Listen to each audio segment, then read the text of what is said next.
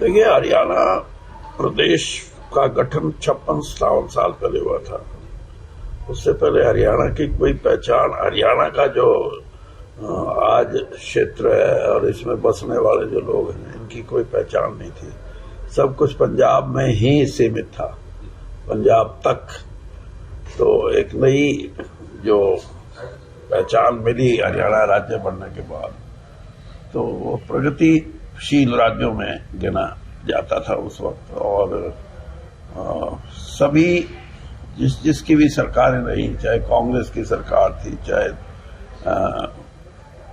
उस समय के लोक दल की सरकार थी, और चाहे आज भाजपा की सरकार है, सबने प्रदेश की प्रगति के लिए काम बहुत कुछ किया।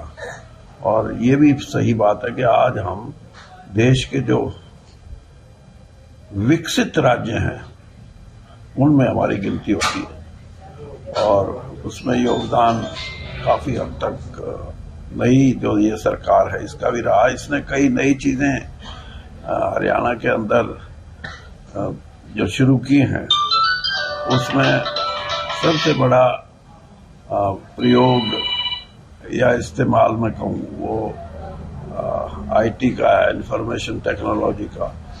उसके माध्यम से लोगों की बहुत सी ऐसी चीजें हैं, चाहे वो कृषि से संबंधित हैं, चाहे नौकरियों की बदली से संबंधित हैं, चाहे नौकरियां लगाने से संबंधित हैं।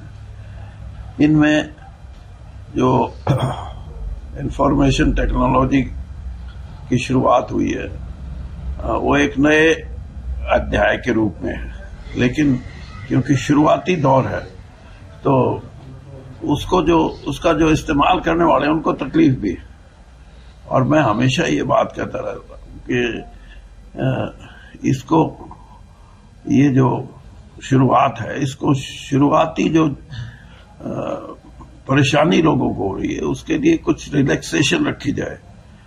जैसे किसी ने कोई फॉर्म भरा, अब वो सिलेक्ट भी हो गया, बाद में पता लगा कि जो फॉर्म में कोई ऐसी गलती, कोई ऐसा टिक मार्क हो गया जो उस कैटेगरी में वो फॉल नहीं करता, तो उसका नुकसान तो उस बच्चे को हो गया ना, जो सिलेक्शन के बाद इस चीज पे बाहर निकलना पड़ा उसको।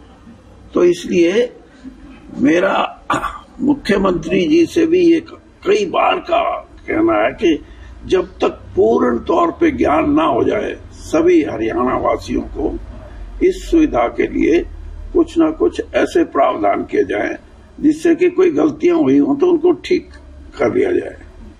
सर, भाजपा का इतिहास रहा है सर, वो निरंतर अभी 3-4 स्टेटों में उन्होंने सीएम कैंडिडेट नहीं उतारे, तो क्या हरियाणा में भी सीएम कैंडिडेट चेंज कर सकती है क्या कुछ?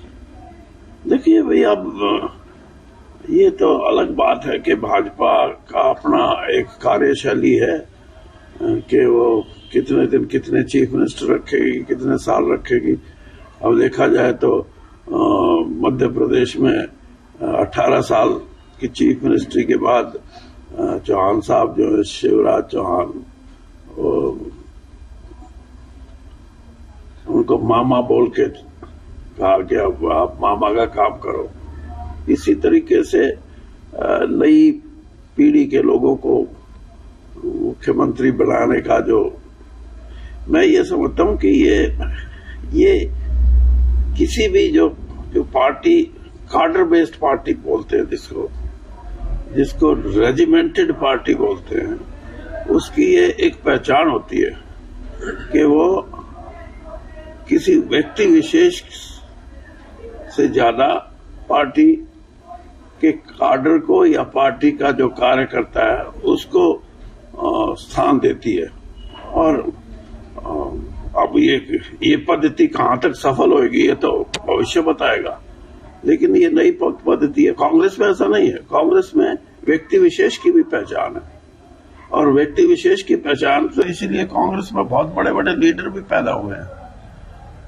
तो ये अलग अलग सोच है। इसी तरह की सोच लेफ्ट पार्टीज की भी है, वो भी कैडर बेस्ड है, यानी इंसान से ज्यादा, आदमी से ज्यादा वो अपने कैडर को महत्वपूर्ण मानते हैं। तो देखो ये तो समय बताएगा सर कि कांग्रेस कौन सी पद्धति ठीक है।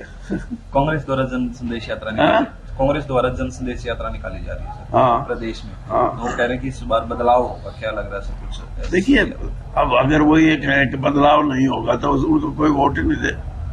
ये तो सब कहेंगे कि बदलाव होगा। आप पार्टी भी यही कह रही है कि बदलाव होगा, कांग्रेस भी कह रही है, और भी कोई पार्टी मैदान में उतरेगी वो भी कहेगी। और भारतीय जनता पार्टी ये कहेगी कि तीसरी बार आएंगे हम, वो ये थोड़ा कहेगी कि हम तो बस 2 बार आगे बहुत है। तो ये अपना अपना तरीका है अपनी पार्टी को लोगों के सामने एक मजबूत अल्टरनेटिव के तौर पे प्रस्तुत करने का।